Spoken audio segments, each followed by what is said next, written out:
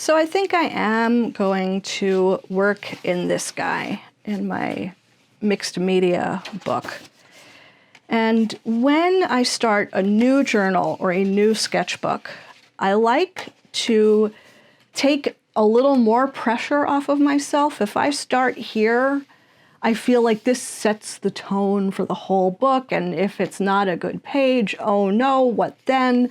And I don't need to put that pressure on myself. So I like to remove that pressure on myself by starting a few pages in. So I can start here. And when I journal, I usually like to work in what we call a spread, which is two pages facing. So the book winds up being less like a page and a page and a page and a page.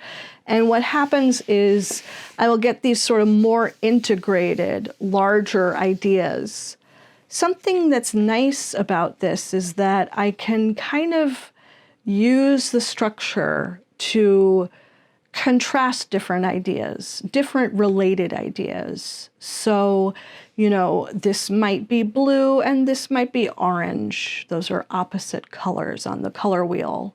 So it could be visual like that, or this might be the moon, this might be the sun. You get the idea. I'm able to use this as either a single unified space or related spaces.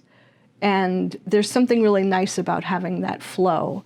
And I like to sometimes do a spread, and then sometimes maybe it is a page, and they are unrelated. And there's something really nice about thumbing through a journal and seeing some of those contrasts. So, you know, you might be like a page about this, and a page about this, and a page about that, and about that, and oh, now I'm going to turn the page and here's a big spread about a bigger idea. So you can think about different ways you might want to structure your journal as a book. That is something that you can take on as somebody who does an art journal or a sketchbook. It's just something to think about.